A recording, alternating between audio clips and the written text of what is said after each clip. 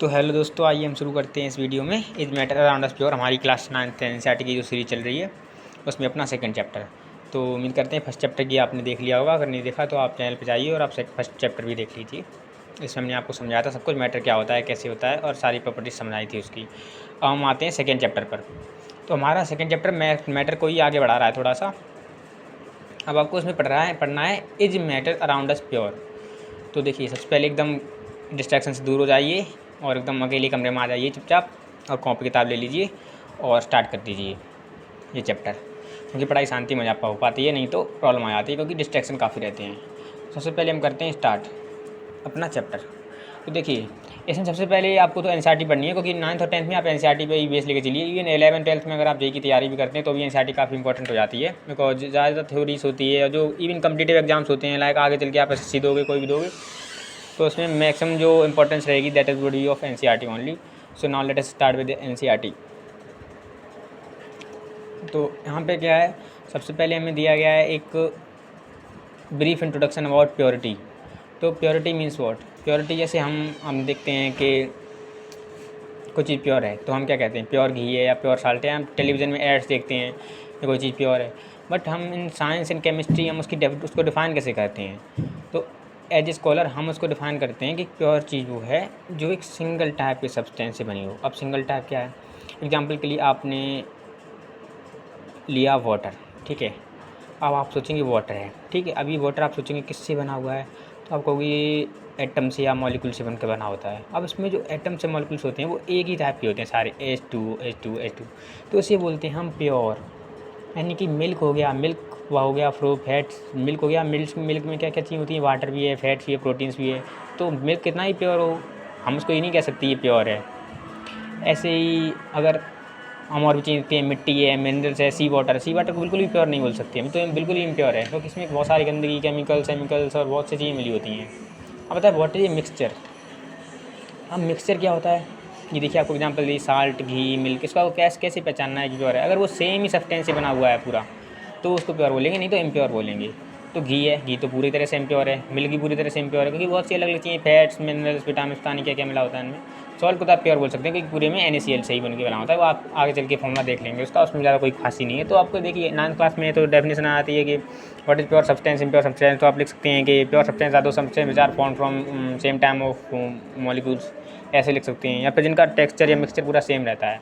और आप एनसीईआरटी पढ़ेंगे तो आप एक हेडिंग या अंडरलाइन भी कर सकते हैं जहाँ पे हो, और उनको बाद में केवल पढ़ सकते हैं। यानी ये सब्सटेंस इज ये pure single form of matter. ये आपको डेफिनेशन इंपॉर्टेंट है, इसको अंडरलाइन कर लीजिएगा अपनी बुक में। आप खोल के रखिए वो सामने अपनी बुक अपनी, और फिर स्टार्ट करते हैं व्हाट इज मिक्सचर। तो mixture are constituted by more than one kind of pure form of matter. Mixture मतलब इसमें अभी आपने क्या पढ़ा था, प्योर सब्सटेंस मीन्स एक ही तरह से बना हुआ। Mixture means what, which are composed of two types of substance, two और more than two types of substance. For example we can take example of soil, and now when we take example of soil we can say that in soil we can have a lot of minerals, we can have iron, copper और बहुत सी अलग अलग चीज़ें हो सकती हैं उसमें। तो सॉइल एकदम मिक्सचर हो गया पूरा। और फिर एग्जांपल के लिए हमने अगर पानी को मिला दिया, नमक मिला दिया पानी में, now it is a mixture of NaCl and two types of molecules there. So ऐसे हम कह सकते हैं कि मिक्सचर है, ये प्योर सिंगल सब्सटेंस नहीं है। नाउ सॉफ्ट ड्रिंक्स, सॉइल, ये जो हैं ये प्योर सब्सटेंस नहीं है, इनमें बहुत सी अलग अलग चीज़ें मिली होती हैं। इवन जो सॉफ्ट ड्रिंक होती है उसमें हमारे कार्बन डाइऑक्साइड भी मिली होती है, इसीलिए जब हम उसको खोलते हैं तो वो झाग निकल आता है। आपको टाइप्स ऑफ मिक्सचर में थोड़ी एक्टिविटीज़ दी गई हैं जिन्हें आप पढ़ के समझ सकते हैं। इसमें कुछ खास है नहीं, इतनी आप पढ़ के समझ सकते हैं और आपको थोड़ा बहुत एंटरटेनमेंट भी आएगा, ज़्यादा कुछ नहीं है। अब देखो आपको क्वेश्चन दे दिया गया what is meant by substance. तो सब्सटेंस आप बोल सकते हैं सिंगल टाइप ऑफ मटेरियल से बना होता है, सिंगल टाइप ऑफ मॉलिक्यूल से जो बने हैं वो सब्सटेंस है। ये सब्सटेंस है pure single form of matter, ये भी आपको डेफिनेशन को लिखवाई थी। प्योर सिंगल मतलब एक ही तरह से बना हुआ है। List the point of difference between homogeneous and heterogeneous mixture. अब देखिए आप, होम मिक्सचर क्या है? एग्जाम्पल के लिए जब आपने पानी में नमक मिलाया, आपने दिया मिक्सचर, जैसे मिक्सचर आपको दिखाया गया दो टाइप के हैं। आपने पानी में नमक मिलाया, पानी में मिट्टी मिलाई। जब आप पानी में नमक मिलाते हो तो आप देखते हो पूरा घुल जाता है। अब आप उसमें चम्मच यहाँ से डालो या यहाँ से डालो, वो एक ही तरह का टेस्ट करता है क्योंकि नमक है चारों में। तो आप मिट्टी लेते हो तो मिट्टी नीचे थोड़ी देर तक तो मिक्स रहती है, लेकिन फिर नीचे चली जाती है। तो जो कुछ मिट्टी है ऊपर पानी बचता है और नीचे मिट्टी। तो ऊपर से आप चम्मच लोगे तो पानी आ जाएगा, नीचे से लोगे तो मिट्टी आ जाएगी। कभी कभी हम देखते हैं बड़ी बड़ी दावतें होती हैं, वहाँ पे सब्जी अगर ऊपर से लेते हैं तो रसा रसा आ जाता है, नीचे से लेते हैं सब्जी आ जाती है। वही टाइप हो हेट्रोजीनियस और होमोजीनियस मिक्सचर है। होमोजीनियस मतलब थ्रू आउट सेम टेक्सचर रहेगा उसका। जैसे हम कोको कोला मिला दें अगर पानी में तो वो भी होमोजीनियस बना रहेगा, लेकिन अगर हमने मिला दिया कंकड़ पत्थर तो वो कुछ नीचे ठहर जाएगा, कुछ ऊपर आ जाएगा, तो यूनिफॉर्मिटी नहीं रहेगी, और that is what we call heterogeneous. इतना समझने की बात है, ये आपके दिमाग में आएगी और फिर आपको डेफिनेशन रटनी पड़ेगी, क्योंकि इस टाइम पर रटनी पड़ती है 9th क्लास में, क्योंकि आपका दिमाग इतना नहीं सोच पाता आप समझ के डेफिनेशन लिख पाएँ पूरी। टीचर्स भी उस टाइम पे वैसे होते हैं जो नंबर काट लेते हैं, अगर डेफिनेशन थोड़ी चेंज कर दो, अपने मन से कर दो तो आप देख लीजिएगा। बाकी इंपॉर्टेंस तो है ज़िंदगी में कंसेप्ट का ही रहता है आगे चल के, वो मार्क्स आर्क तो उसी टाइम की बातें होती हैं। बाकी कंसेप्ट अगर आपका सही है तो कोई प्रॉब्लम नहीं है मेरे हिसाब से। What is solution? Solution is a homogeneous mixture of 2 और मोर सब्सटेंसेस। ये डेफिनेशन आप रट लीजिए। अब इसका मतलब क्या हुआ सॉल्यूशन? होमोजेनियस मिक्सचर ऑफ 2 और मोर सब्सटेंस मतलब 2 या 2 से ज़्यादा चीज़ मिला दी गई या होमोजीनियस हो, जो होमोजीनियस।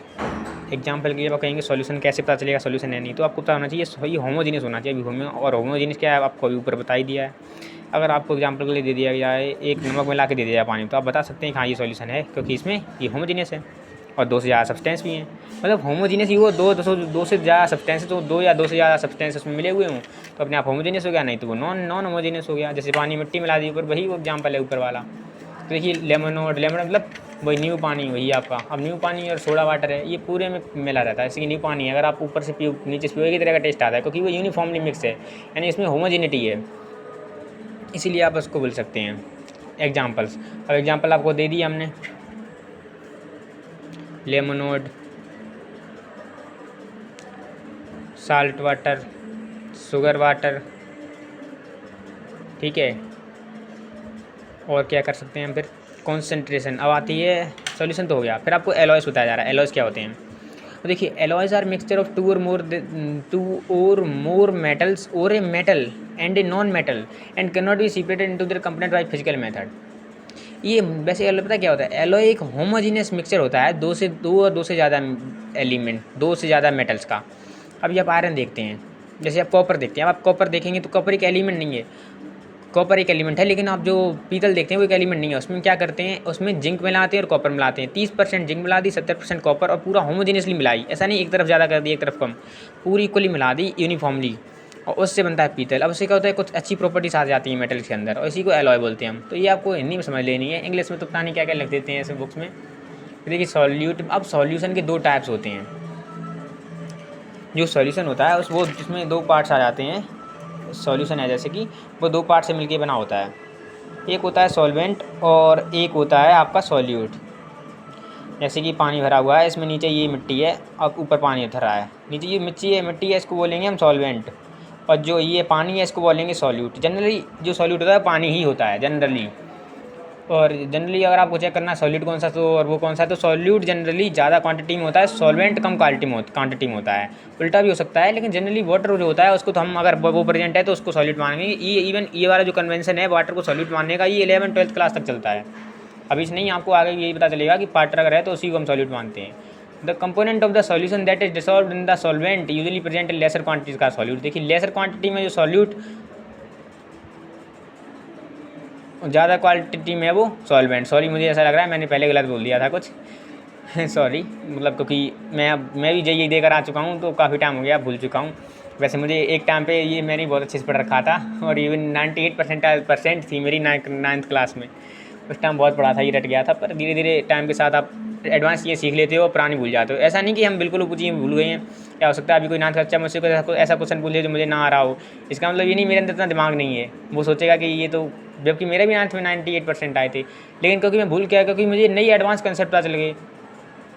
अब एक बार क्या होता है, हमारे सचिन जाकर सर जब हमें पढ़ाते थे, जेई के लिए कोचिंग देते, तब वो बोलते थे, वो दुकान पर गए, दुकान पे एक बच्चे ने बोला कि आप ये जो सबमिशन है करके दिखाइए जो सामान लिया आपने। अब उन्होंने बोला कि वो मुझे नहीं आ रहा था, लेकिन मैंने उसको दे दिया कि अच्छा बेटा ये नहीं आ रहा तो चल तू इंटीग्रेशन कर -x² का 2 से लेकर 78 तक। अब वो बच्चा ये इंटीग्रेशन नहीं कर सकता है, लेकिन वो सर कर सकते हैं तुरंत। तो वही तो है, मतलब जब हम बड़ी क्लास में आते हैं तो हम कुछ नया सीख लेते हैं, पर पुराना भले ही थोड़ा थोड़ा भूल जाते हैं। रिवाइज करके अगर वो भी तुरंत आ जाता है, ज़्यादा कोई टफ नहीं रहता है। लेकिन हम जो नए कंसेप्ट चीज़ सीख चुके होते हैं उनकी इंपॉर्टेंस ज़्यादा होती है एज कम्पेयर टू जो पुराने कंसेप्ट जो हम भूल चुके हैं।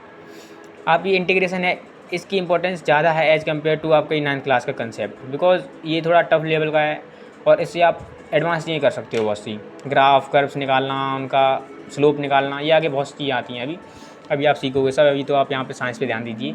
अब एग्जांपल ये गया आपको कुछ सॉल्यूशन ऑफ शुगर एंड, अब मैं जल्दी इसलिए बोल रहा हूँ क्योंकि अगर आपको ये जल्दी लगे आप स्लो कर सकते हैं इसको, 0.75 कर सकते हैं। तेज़ अगर धीरे लग रहा हो तो आप 2x भी कर सकते हैं, पर मैं जल्दी इसलिए बोल रहा हूँ क्योंकि आपका टाइम सेव हो उससे। अगर आप जल्दी जल्दी चीज़ें दिमाग में डालना सीखेंगे तो आपसे आपका मतलब अच्छा रहता है, आगे चल के फ़ायदा होता है। सॉल्यूशन ऑफ, क्योंकि आप कॉलेज वॉलेज में आएंगे, IIT में भी जाएंगे, इवन हम लोग भी ऐसी कॉलेज में importance institute of national importance में, तो यहाँ होता क्या है प्रोफेसर बहुत जल्दी पढ़ाते हैं, फिर कुछ समझ नहीं आता है। इसलिए आप लोग अभी अच्छी से आदत डाल देंगे तो आपको IIT NIT में आकर भी फायदा ही होगा, कुछ घाटा नहीं होगा। Now A solution of sugar and water is solid in a liquid solution. तो सीधी सी बात है, देखिए अगर पानी में आपने चीनी मिला रखी है तो चीनी सबको पता है सॉलिड है, ठीक है। पानी क्या है, लिक्विड है। तो ये किस टाइप का सॉल्यूशन हो गया, सॉलिड इन लिक्विड। फिर सेकेंड एग्जाम्पल आपको दिया तो टिंक्चर ऑफ आयोडीन। आयोडीन का टिंक्चर क्या होता है, इसमें आयोडीन जो हो सॉलिड होता है और अल्कोहल में मिली होती है। देखिए बहुत इंपॉर्टेंट क्वेश्चन है ये, कभी कभी कुछ ओलंपियाड्स होते हैं या NTSC होता है, उनमें क्वेश्चन डायरेक्ट आ जाता है, what is tincture of iodine. तो आपको पता होना चाहिए आयोडीन इन द अल्कोहल मिलाओ, अल्कोहल में आयोडीन पड़ाओ, अल्कोहल में आयोडीन अगर मिलाए तो उसको बोलेंगे टिंक्चर ऑफ आयोडीन। ये मैं लिख इसलिए नहीं रहा हूँ क्योंकि आपको दिमाग में जाना है आपके सीधी, और आपके बुक में ये सब दिया गया है, तो आपको इसके नोट्स बनाने की बहुत ज़रूरत तो है नहीं मेरे, क्योंकि आप स्कूल में बना ही लेते हो नोट्स। तो आप मेरे नोट्स बताइए, आपके दिमाग में डालिए चीज़ें। नोट्स बनाने से कुछ नहीं होता है, बार बार वो तो फिर नोट्स बना के रखे रह जाते हैं, पर दिमाग में चीज़ें आनी चाहिए, समझ में आनी चाहिए, जो कि आगे आपके काम आएंगी, ठीक है। तो जो मेन चीज़ है वो यही है यहाँ पर। तो यहाँ पे टिंक्चर ऑफ आयोडीन बहुत इंपॉर्टेंट क्वेश्चन है, ये बिल्कुल रट लीजिएगा क्योंकि ये NTSC में आ जाता है। इवन मेरे टाइम पे भी शायद आया था, जब मैंने दिया था तो मेरा सिलेक्शन हो गया था फर्स्ट स्टेज में भी और सेकंड स्टेज में भी। और even I am NTSC scholar, और बहुत अच्छा लगा था उस टाइम पे, हुआ था पास तब मैं उसमें। तो एरेटेड ड्रिंक्स मतलब ये तो होती हैं छोटी छोटी चीज़ें, जब हम छोटी छोटी क्लास में कुछ करते हैं वो याद रहता है, आगे चल के हमने वो किया था। अब aerated drinks like soda water are gas in liquid solutions. Soda water का एग्जांपल दिया जा रहा है, ये गैस इन लिक्विड में, किसमें क्या था, सोडा वाटर में क्या होता है, कार्बन डाइऑक्साइड जो होती है ना वो डली होती है पानी के अंदर, और ज़्यादा कुछ नहीं होता है। पानी है, पानी के अंदर डाल दी CO2 मतलब तभी तो जब हम उसको खोलते हैं तो उसमें से वो झाग सा निकलता है हल्का हल्का, वो छोटे छोटे वो बूले निकलते हैं, वो CO2 के ही बलबले होते हैं। फिर आपको एग्जांपल दिया है होमोजेनियस मिक्सचर ऑफ गैसेस, हमारी एयर, ये हम सांस लेते हैं वो भी होमोजेनियस मिक्सचर ही है। उसमें भी आप थोड़ा सा कहीं से ले लो तो ऑक्सीजन 21% मिलती है, नाइट्रोजन 78% और 1% बाकी गैसेस होती हैं 1-2% में। अब प्रॉपर्टीज़ दी जा रही हैं कुछ आपको, ये कुछ ही पढ़ने लायक चीज़ नहीं है, ये सब आपको समझना ही है बस। सॉल्यूशन एक होमोजेनियस होता है, ये आपको पेपर में आ सकती हैं लेकिन क्योंकि वो वहाँ पे दे देंगे what are properties of solution, तो आपको रटनी पड़ेंगी, पर इसमें बहुत ज़्यादा इंपॉर्टेंस कुछ है नहीं, वो आप समझ जाओगे कि जो पार्टिकल्स होते हैं सॉल्यूशन बहुत छोटे होते हैं, क्योंकि आपको आँख से दिखते नहीं है। अभी चीनी आपने अगर मिला दी पानी में, अब उसके जो पार्टिकल्स बने हैं सॉल्यूशंस के वो आपको बिल्कुल दिख नहीं रहे, क्योंकि बहुत छोटे हैं, वो नंगी आँखों से आप देख भी नहीं सकते हो। अगर आप लाइट ही पास करते हो उनसे तो ऐसा वो नहीं है, तो वो लाइट को भी स्कैटरिंग नहीं करती हैं। अब स्कैटरिंग क्या होती है आपको आगे चल के पता चलेगा अगली क्लासेस में। Solution particles can be separated from mixture by the process of filtration. हाँ, जैसे एग्जांपल की क्या होता है, अगर हम मिट्टी मिला देते हैं पानी में, और उस मिट्टी को अगर हम फिल्टर पेपर, जैसे आपकी लैब में शायद मतलब बहुत कम स्कूल्स में लैब में ले जाते हैं, पर अगर ले जाते हैं तो लैब में एक पेपर होता है फिल्टर पेपर, उसको फोल्ड करके और एक उसके कुप्पी बोलते हैं हमारे यहाँ, इस टाइप से कैप सा होता है, उस पर रख देते हैं और फिर उस पर ऊपर वो पोर करते हैं, तो जो मिट्टी अब ऊपर आ जाती है, पानी नीचे पहुँच जाता है। तो वही है, उस बता रहा है कि इससे आप सॉल्यूशन को नहीं कर सकते हो फिल्टर। उससे अगर आप चीनी नींबू पानी वाला भी पानी डालोगे तो वो उसमें जो नीचे आप जो पियोगे उसमें भी फिर नींबू पानी का ही स्वाद आ जाएगा, क्योंकि उसमें चीनी मिल चुकी है, उसमें नमक भी मिल चुका है। अब कॉन्सेंट्रेशन ऑफ सॉल्यूशन, यहाँ पे कुछ न्यूमेरिकल टाइप सिस्टम आएंगे, वो बहुत इंपॉर्टेंट है, इवन मतलब काफ़ी इंपॉर्टेंट है, क्योंकि यही चल के आगे चल काम आते हैं 11th-12th में। देखते हैं आगे हमने क्या लिख रखा है। प्रॉपर्टीज़ ऑफ सॉल्यूशंस न्यूमेरिकल, हाँ प्रॉपर्टीज़ ऑफ सॉल्यूशंस, ये प्रॉपर्टीज़ ऑफ सॉल्यूशन आपको करवाई दी मैंने। अब आता है कंसंट्रेशन ऑफ ए सॉल्यूशन, तो हमने कंसंट्रेशन में अभी देख रहे हैं को। अब हमने देखा था क्या, एक सॉल्यूशन है उसमें कुछ अमाउंट नीचे इसमें सॉल्यूट का मिला है and other amount is of solvent. Now so अब बोला गया है कि इसको हम depending of the nature of the solute present in A solution it can be called dilute concentrated और सॉल्यूशन सैचुरेटेड सॉल्यूशन। देखिए आपको यहाँ पे एक और क्वेश्चन मिल गया, आप क्वेश्चन में आपके पूछ लेंगे, जो आपका पेपर होगा वहाँ पे पूछ लेंगे एग्जाम में कि what are the types of solution, तो आप बोल दोगे डाइल्यूट। अब आगे सेकेंड टाइप है कॉन्सेंट्रेटेड और तीसरा टाइप है सैचुरेटेड। अब आप NCERT में अपने ये लिखिए मत, ये सब आप NCERT में ही जो आपके पास रखी हुई है उसमें अंडरलाइन करते आइए, क्योंकि बार बार लिखने का टाइम किसके पास है। आप स्कूल में भी नोट्स बनाओगे, यहाँ भी बनाओगे, तो डबल मेहनत मत कीजिए, एक ही जगह रखिए। और मैं इवन सही बताऊँ तो एनसीईआरटी तो ऐसी बुक है, अगर आप उसमें इंपॉर्टेंट मान के लाइन करना शुरू करें ना तो आप पूरी बुक ही पोत देंगे, क्योंकि उसमें लगभग सब कुछ ही इंपॉर्टेंट ही लिखा होता है। वो बहुत कॉम्पैक्ट बुक है और जो इंपॉर्टेंट इन्फॉर्मेशन है वही इसमें डाल रखी है। आप इवन 9th क्लास में बहुत से बच्चे एस चांद पढ़ते हैं, हम लोग भी पढ़ा करते थे, लेकिन आज पता चलता है वो एस चांद बिल्कुल फालतू की बुक थी। उसने केवल टाइम वेस्ट किया, कुछ नहीं किया, क्योंकि एग्जाम में जो आना था वो आना एनसीईआरटी से ही था, उससे बाहर नहीं आना था। अगर आ भी जाता है नंबर कम हो भी जाते, क्या करना है हमें, थोड़ा बहुत नंबर कर कम हो जाएंगे, उसका कोई इंपॉर्टेंस भी नहीं रहता है 9th क्लास में ज़्यादा नंबर लाने का। बस हमारे कंसेप्ट क्लियर होने चाहिए, एंड टाइम पे इंपॉर्टेंट रह जाता है। हाँ 10th में फिर भी थोड़ा बहुत इंपॉर्टेंस है नंबर का, तो आप पर 10th में तो बिल्कुल ही एनसीईआरटी से आता है। फिर 9th में भले टीचर थोड़ा बहुत रेफरेंस बुक से दे देते हैं, 10th में तो बोर्ड का पेपर आता है, वो पूरा एनसीईआरटी से आता है। तो मेरे हिसाब से 9th में भी आप केवल एनसीईआरटी रखिए, और एनसीईआरटी में जनरली सब कुछ अंडरलाइन करना ही पड़ता है, क्योंकि बहुत कॉम्पैक्ट बुक है, जो केवल इंपॉर्टेंट इन्फॉर्मेशन है वही दी जाती है, फालतू दी नहीं जाती है। यही चीज़ आप अगर पढ़ेंगे एस चांद में, तो एस चांद में 3-4 उसका 10 पेज ही भरे हुए सॉल्यूशन ही नाम पे। बहुत बड़ी बुक थी, मोटी, हम लोग फालतू पढ़ा करते थे उसको, लेकिन कोई बात नहीं, एक बच्चा खरीदता था तो उसकी शौक में सारे खरीदने लगते थे, तो चला इसने खरीदी है तो मैं ही पढ़ लूँ, पर कुछ फ़ायदा नहीं हुआ उसका। आज अगर देखते हैं, आज कितने साल आगे आ चुके हैं, 3-4 साल, तो उसके रिस्पेक्ट देखते हैं तो कोई इंपॉर्टेंस नहीं था उसका। Is the amount of salt और शुगर और barium chloride that can be dissolved in water at given temperature same, नहीं। देखो अगर कोई टेम्परेचर है, अब आपको यहाँ पे ये दिखाने की कोशिश कर रहे हैं कि टेम्परेचर पे डिपेंड करता है कि हम कितना सॉल्यूट किसी पे डाल सकते हैं। At any particle temperature solution that is dissolved as much solute capable of dissolving is set to saturated solution. अब देखो आपको डेफिनेशन दिया रही है कि करके सब सॉल्यूशंस की। तो सैचुरेटेड सॉल्यूशन क्या होता है, तो आपको बताया जा रहा है सैचुरेटेड सॉल्यूशन वो सॉल्यूशन है जिसमें एक प्रेजेंट टाइम के टेम्परेचर पर, अभी मान लो आपका रूम टेम्परेचर, आप रूम में बैठे हो जिसमें उसमें 25 डिग्री सेल्सियस टेम्परेचर है, मान लो एग्जाम्पल के लिए। अब आपने वहाँ पे लिया एक पानी, और पानी में आप चीनी मिलाए जा रहे हो। आपने 1 चम्मच मिलाई मिल गई, 2 चम्मच मिलाई मिल गई, 3 चम्मच मिलाई मिल गई, आपने 10 चम्मच मिला दी, उसके बाद भी आप डाल रहे हो। अब एक टाइम ऐसा आएगा जब वो चीनी जो है वो आप देखोगे कि वो घुली नहीं रही है, वो नीचे जमती जा रही है, मिट्टी की तरह, जैसे मिट्टी खट्टी हो जाती है तैसे वो चीनी नीचे खट्टी होने लगी, क्योंकि अब इतनी ज़्यादा घुल चुकी है कि अब पानी के अंदर क्षमता ही नहीं बची इसे घुलने की। अब आप कहोगे ऐसा क्यों हो जाता है, जब घुल जाती है तो घुलनी चाहिए। तो देखिए फर्स्ट चैप्टर में सब आपको पढ़ाया था कि वाटर के पार्टिकल्स होते हैं, बीच में शुगर के पार्टिकल्स आ जाते हैं। अब आपने 2 वाटर के पार्टिकल्स में इतने शुगर के पार्टिकल भर दिए पहले से ही कि अब उसमें बिल्कुल जगह ही नहीं बची है। अब आपने पूरा जब भरी दिया वो गोला, तब वो कहाँ से बीच अंदर जाए, तो वो इसलिए होता नहीं है। लेकिन एक चीज़ होती है, हम यहाँ पे क्या कर सकते हैं, टेम्परेचर फिक्स क्यों रखने के लिए बोला है, क्योंकि अगर हम टेम्परेचर बढ़ा देते हैं ना तो हम फिर इसमें और चीज़ डाल सकते हैं। क्योंकि मैंने आपको बताया था जब टेम्परेचर बढ़ता है तो वाटर के पार्टिकल्स ये दूर दूर जाते हैं, इनके अंदर काइनेटिक एनर्जी आती है। तो जब पार्टिकल्स थोड़ा और दूर है तब यहाँ आ जाएगा। मान लिया हमने टेम्परेचर बढ़ा दिया, अब 35 डिग्री सेल्सियस कर दिया, अब पार्टिकल्स यहाँ आ गए, अब उसमें चीनी के और भी मॉलिक्यूल्स थोड़े बीच में समा जाएंगे। ठीक है, समझ गए।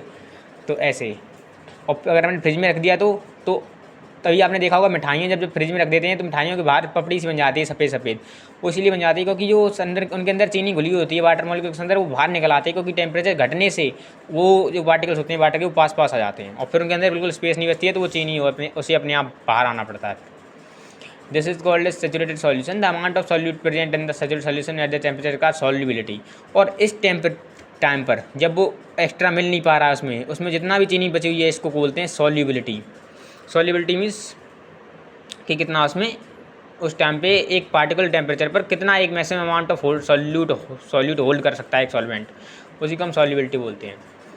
If the amount of solute content in A solution is less than the saturation level, it is called an unsaturated solution. अब ध्यान से देखिए, आपको शायद समझ ना आया हो पर आ जाता है जनरली। अब देखिए, अगर जैसे मान लीजिए एक हमने डिसाइड किया कि अगर 1 लीटर हमने पानी लिया है, 1 लीटर पानी लिया है, अब हमने चेक किया और हमें पता चला कि 1 लीटर पानी में 100 ग्राम चीनी घुल पा रही है। ठीक है, तो 100 ग्राम इसकी क्या हो गई, सॉल्युबिलिटी हो गई। फिर आपने देखा कि 100 ग्राम से ज़्यादा नहीं घुल रही है, वो फिर नीचे जम जा रही है। फिर आपने अगर इसमें 80 ग्राम अगर चीनी डाली हुई है, अभी मान लिया आपने ये लिया और आपने 80 ग्राम डाली है, अब इसमें डल कितनी सकती है, टोटल 100 ग्राम, लेकिन आपने डाली कितनी है, 80 ग्राम। तो अभी 80 ग्राम डाली है, इसको आप अनसैचुरेटेड बोलोगे, क्योंकि आपने इसमें पूरी 100 ग्राम नहीं डाली है। अगर आपने पूरी 100 ग्राम डाली होती तो उसको सैचुरेटेड सॉल्यूशन बोलते। यही आपको बताई कोशिश करी जा रही है। मतलब आप एनसीईआरटी की लाइन से समझना सीखिए। अगर आप एनसीईआरटी की लाइन से समझना सीख जाते तो काफ़ी हेल्प मिलती है आगे चल के, फिर आपको कोचिंग की भी इवन जरूरत नहीं पड़ती है, क्योंकि काफ़ी आपका कंसेप्ट क्लियर हो जाता है। क्योंकि इसको समझना ही बहुत इम्पॉसिबल है, ये थोड़ी वैसी बुक है, क्योंकि काफ़ी प्रोफेसर इसकी कम्पैक्ट लैंग्वेज कर देते हैं, जिसके चक्कर में बच्चों के दिमाग में सीधी जाती नहीं है, और बहुत से पॉइंट्स इवन बच्चे अपने दिमाग में ग्रास्प नहीं कर पाते। इसकी वीडियो काफ़ी लंबी हो रही है, पर फिर भी कंप्लीट तो करेंगे पूरा, आज जहाँ तक है तहाँ तक। Now coming to some aspect of the amount of solute contained in the solution less than saturation is called unsaturated solution. What happens what would happen if you asked to saturate solution at a certain temperature, cool it slowly. ये आपको बता दिया। अभी ठंडा करेंगे अगर उसको तो और ज़्यादा पानी बाहर, वो चीनी बाहर आ जाएगी, तो फिर उसमें और भी कम घुल पाएगी। Concentration of the solution of amount of solution given at temperature solution. There are various ways of expressing the concentration of the solution, but here we will learn about 3 ways. अब आपको 3 मेथड दिए जा रहे हैं important, थोड़े यहाँ से थोड़ा इंपॉर्टेंट कॉन्सेप्ट शुरू होता है, क्योंकि आगे चल के आपको ये काम आती चाहिए। तो देखिए, आपको 3 तरीके दिखाए जा रहे हैं कि आप कॉन्सेंट्रेशन कैसे बता सकते हैं। आपको एक सॉल्यूशन दे दिया, ये दे दिया, ठीक है। अब आप उसके अंदर 3 चीज़ें निकालनी हैं आपको। 3 तरह से आपको बताएंगे कि आपको उसमें कैसे रिप्रेजेंट कर सकते हो। तो पहला है मास बाई मास परसेंटेज। इसमें मास बाई मास का मतलब है mass of solute divide by mass of solvent, नहीं सॉल्यूशन, इनटू 100। सेकेंड में mass of solute divide by mass of solution into 100। और थर्ड में volume of solute upon volume of solution into 100। पहला है किसके लिए, आप ध्यान से देखिए। अगर मान लीजिए 100 ग्राम पानी में 50 ग्राम हमने नमक मिला दिया, तो पहले वाले के हिसाब से मास बाई मास परसेंट कितनी हो जाएगी, मास ऑफ सॉल्यूट। और मास कितना था सॉल्यूट का, 50 ग्राम, सॉल्यूशन का 100 ग्राम, तो 50 अपॉन 100 इंटू 100, 1/2 ऐसे आ जाएगा ना। ऐसे ही बस निकालना है आपको। सेकेंड है मास बाई वॉल्यूम। इसमें मास, देखिए आपको टर्म से ही क्लियर है, मास by mass, mass by volume. अब आपको मान लो याद ना हो क्या क्या चीज़ें होती हैं, तो आप याद कर सकते हैं MM MB BB, MM MB BB। Mass by mass, mass by volume, volume by volume. Mass by mass में mass of solute upon mass of solution. Second में क्या है, mass of solute upon volume of solution. Third में भी volume of solute upon volume of solution. 2 ही चीज़ों का relation लिया जाता है, सॉल्यूट और सॉल्यूशन का। सॉल्वेंट का जनरली कम लिया जाता है, because that is quite difficult to understand for. और फिर सॉल्यूट को ही मेन चीज़ मान के उसी के रेफरेंस में कर लिया जाता है। फिर जो चीज़ सॉल्यूट में सॉल्वेंट में अगर चेक करनी होती है तो उसको 1 से माइनस कर देते हैं। पर अभी आप इतना नहीं सीखेंगे, थोड़ी सी सीखेंगे। देखा आपको क्वेश्चन दिया गया है, solution contains 40 gram of common salt and 320 gram of water, calculate the concentration in term of mass by mass percentage of solution. तो आपको दिया गया क्या, mass of salt 40 gram, mass of water 320 ग्राम। अब आपको पूछा गया है मास बाई मास, तो आपको फॉर्मूला पता है, mass of solute upon mass of solution. तो मास ऑफ सॉल्यूट क्या है, सॉल्यूट क्या है, साल्ट। साल्ट का मास कितना है 40। सॉल्यूशन क्या होता है, सॉल्यूट प्लस सॉल्वेंट। ये वाटर यहाँ पे सॉल्वेंट हो जाएगा, क्योंकि हमने बताया था वाटर सॉल्वेंट होता है जनरली। तो उसको solute plus solvent 320, 40/360, 1/9 equals to 10/9 हो जाएगा। तो 11.11 ऐसे परसेंट आ जाएगी। तो आपको ने देखा, मतलब यहाँ पे आपको केवल एक चीज़ की थोड़ी प्रॉब्लम हुई थी, आपको सॉल्यूशन दे रखा है, नीचे आना है, और ऊपर केवल सॉल्वेंट दे रखा है। तो आपको सॉल्यूशन को सॉल्यूट प्लस सॉल्वेंट का ग्राम मास ऐड करना पड़ा। तो इतनी नॉलेज आपको बताई दी थी कि हाँ भाई सॉल्यूशन जो है वो सॉल्यूट प्लस सॉल्वेंट से बनता है, तो सही हो गया। अब व्हाट इज सस्पेंशन। तो देखिए, non homogeneous system like those obtained in group CI activity 2.2 in which solids were dispersed in liquid are called suspension. किसी सॉलिड को आपने मिक्स लिक्विड में घोल दिया, उसको सस्पेंशन बोलते हैं, जिसमें particle do not dissemble retain surfaces throughout the bulk of the medium. जिसमें पार्टिकल नीचे नीचे नहीं ठहरते हैं, उसी में घूमते रहते हैं। आपने अगर कभी पानी चौक में मिलाई हो ना, आपने अगर चौक सही से मिलाई होगी आपने कभी पानी में, तो आप देखेंगे तो उसको सस्पेंशन बोलते हैं, बिकॉज वो नीचे जल्दी नहीं ठहरती है, वो ऐसी घूमती रहती है ऐसी में। तो आपको कुछ प्रॉपर्टीज रटनी है, फिर वही रटने वाला काम आ गया। Suspension is homogeneous mixture, particle of suspension can be seen by the necked eyes. इसमें वही अंतर देखो, सॉल्यूशन में नहीं देख सकते थे नेक्ड आई से, अब यहाँ पे देख सकते हैं। पार्टिकल ऑफ सस्पेंशन इससे स्कैटर बीम ऑफ लाइट, वहाँ पे स्कैटर नहीं कर रहे थे, यहाँ पे कर रहे हैं। Solute particle settle down when a suspension is left undisturbed. देखिए अभी आपको अच्छे समझा दे रहे। सॉल्यूशन में एक तरह से आप समझ लीजिए, सबसे अच्छा एग्जांपल सॉल्यूशन का चाहिए तो आप उससे में पानी में चीनी मिली हुई समझिए, पानी में चीनी मिली हुई, सारे पॉइंट्स याद आ जाएंगे आपको बिल्कुल। क्योंकि ना देख आप फिर चेक कर पाओगे कि वो जो बीम होती है उसको स्कैटर नहीं करेगा, ठीक है, उसके पार्टिकल्स होंगे बहुत स्लो, छोटे होंगे। इसमें क्या होगा, इसमें देखिए, इसमें आप एग्जांपल लीजिए कि चौक मिली हुई है पानी में, चौक। अब चौक के पार्टिकल्स बीच बीच में छोटे छोटे होंगे, तो आपको उससे क्या क्या प्रॉपर्टीज़ मिलेंगी। तो सबसे पहले आपको प्रॉपर्टीज याद करने की हिंट देखिए क्या है इसमें। हेट्रोजीनियस है, वो क्या था, होमोजीनियस, पूरे में जैसा था। अब यहाँ पे क्या होगा, कोई चौक ऊपर थोड़ी तैर रही होगी, कोई ऐसे नीचे होगी, कोई उसका नीचे बिल्कुल ना होगा, थोड़ी देर बाद सारी नीचे इकट्ठी हो जाए। सेकंड, ये नेक्ड आई से देख सकते हैं, आपको दिखाई देगा ना, देखो चौक के छोटे छोटे पार्टिकल्स ये रहे, ऐसे दिखता है ना, सफ़ेद सफ़ेद। फिर तीसरी चीज़ आती है स्कैटर करते हैं बीम को। अगर आप टॉर्च मारोगे ना इस पे तो आपको वो पार्टिकल साफ दिखेंगे। यही इफेक्ट सेम जब होता है जब आप सर्दियों में या फिर अंधेरे कमरे में होते हो और लाइट आती है तो आपको दिखता है ना पार्टिकल्स जो ये कि धूल की कण वही होती है स्कैटरिंग की तरह से। अब आता है जिस सॉलिड जो होते हैं सेटल डाउन में आते हैं। जैसे मान लिया आपने क्या किया, चौक में आ दी, अब थोड़े टाइम तक तो वो चौक घूमती रहेगी उसी में। 1 घंटे बाद आप देखना तो वो पूरी चौक नीचे बैठ जाएगी और पानी एकदम वैसा ही हो जाएगा, तो आपको नीचे वो परत बनी दिख जाएगी। यही है। और तीसरा टाइप आता है घाटे कोलिडर सोल्यूशन। तो ग्रुप डी में जो मिला, आप ग्रुप डी आपने को जो की नहीं होगी एक्टिविटी पढ़ के देखिए तो आपको समझ चलेगा कि कोलिडर सोल्यूशन बोलते हैं। पार्टिकल्स होते हैं वो यूनिफॉर्मली, ये थोड़ा अलग टाइप का होता है, ये थोड़ा सस्पेंशन से मिक्स करता है। But particles of colloid uniformly distribute through solution due to relatively small size of particles compare to that suspension. अब देखिए सबसे छोटी पार्टिकल्स होंगे सॉल्यूशन के, ठीक है, उससे थोड़े बड़े किसके होंगे, कोलिडर के, और सबसे बड़े होंगे सस्पेंशन के, ठीक है। Due to the relatively smaller size of particles as compare to the suspension the mixture appears to be homogeneous but actually a colloid solution is a heterogeneous mixture, for example milk. Because of the small size of colloid particle we can not see them with the naked eyes. बहुत छोटे particles होते हैं। हम जैसे example of सबसे अच्छा आपको लेना हो दूध लीजिए, इसमें मिल्क, उसमें आपको दिया था शुगर सॉल्यूशन, सेकंड वाले में आपको दिया चौक मिली हो पानी में, तीसरा दे रहा हूँ मिल्क आपको। देखिए मिल्क जो है उस मिल्क की आपको प्रॉपर्टीज एग्जांपल के लिए पूछ ली जाए कोलिडर की, तो आप बोल सकते हैं पार्टिकल्स काफ़ी छोटे होते हैं, लेकिन जो सॉल्यूशन होता है उसके बड़े होते हैं और सस्पेंशन से छोटे होते हैं। सेकंड, जब इनको कितनी भी देर तक रखे रहो इनके जो पार्टिकल्स हैं वो नीचे सेटल डाउन नहीं होते हैं। दूध अगर आपने 1 घंटे तक भी रखे रहो तो भी अगर हाथ में पानी नहीं मिला हुआ है तो वो पूरा वैसे ही रहेगा। अगर पानी मिला हुआ है तो पानी की परत ऊपर बन जाएगी और नीचे गाढ़े दूध की अलग बन जाएगी परत, तो वो अलग बात है। एंड देन कम्स क्या चीज़ है, हाँ, नेक्ड आई से हम नहीं देख सकते उनको, सीधी सी बात है। दूध के पार्टिकल्स आपने कभी देखे हैं? नहीं देखे हैं। और जो बीम है वो स्कैटर कर देती हैं the but the particles can easily scatter in beam. Example ये आपको टॉर्च बना के नीचे दिखा रखे हैं, वो आप देख सकते हैं। फिर आपको टिंडल इफेक्ट यहाँ पे दे रखा है और लिखा है Tyndall effect can be observed in the sunlight. हाँ, ये इंपॉर्टेंट इफेक्ट है। टिंडल इफेक्ट आपने इवन बहुत सरल चीज़ है, ये आपने बहुत देखा होगा। आप जब घर पे एग्जांपल के लिए जब आप घर पे रहते हो और कभी कभी आप ऐसे एक कमरे में घुस जाते हो जिसमें बहुत अंधेरा होता है और ऊपर एक छोटा सा वो होता है ना जहाँ से सूरज की धूप आती है, वहाँ से तो देखते हो तो आपको दिखता है हाँ बहुत से आपको धूल के कण दिखते हैं सारे। वही जो इफेक्ट होना ना उसी को बोलते हैं टिंडल इफेक्ट। एक साइंटिस्ट थे शायद कोई, उन्होंने इसको डिस्कवर किया था इसी के ऊपर इनका नाम दिया गया टिंडल इफेक्ट। और जब आप किसी जंगल में जाएंगे तो आप ऊपर से पेड़ को देखेंगे तो आपको वही एग्जांपल आपके एनसीईआरटी में दिया गया है, तो वही है, उसमें कुछ खास है नहीं। बस स्नान के कंसेप्ट को कुछ कोचिंग वाले फालतू में बड़े कंसेप्ट बना के पढ़ाते हैं ताकि बच्चों को लगे कि बहुत टफ चीज़ है कोई, कभी खास इसमें कुछ है ही नहीं। ये वही छोटा सा इफेक्ट है जो हम घरों में देखते हैं अपने। और इवन कभी कभी सुबह भी ऐसा होता है, कभी कभी हम गाँव में अगर रहते हैं, इसमें छोटे में गाँव में रहता था तो जब हमारे घर में झाड़ू लगाई जाती थी तो जो धूल के कण हवा में उड़ने लगते थे तो सूरज से हम एक साइड से देखते तो हमें दिखते थे कि हाँ वो देखो धूल के कण उड़ रहे हैं, तो पता चल जाता था।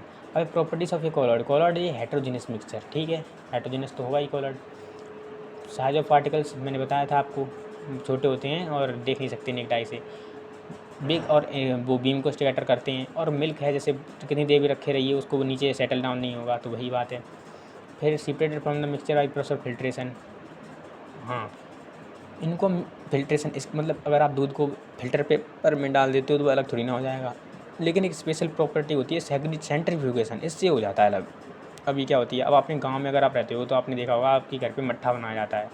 पहले क्या होता है, दूध लाया जाता है, दूध में जामुन डाल के उसमें दही बनाया जाता है। फिर उसी दही को थोड़े दिन जब उसे रखे हो जाते हैं, काफ़ी खट्टा हो जाता है, तब उसी दही को आप डालते हो उसमें। जब लैक्टोबैसिलस बैक्टीरिया काफ़ी हो जाते हैं तब उसको आप डालते हो कि उसमें बड़े से उसमें मटके में, और फिर आप उसको राई लेके और फिर उससे खूब चलाते हो उसको आप।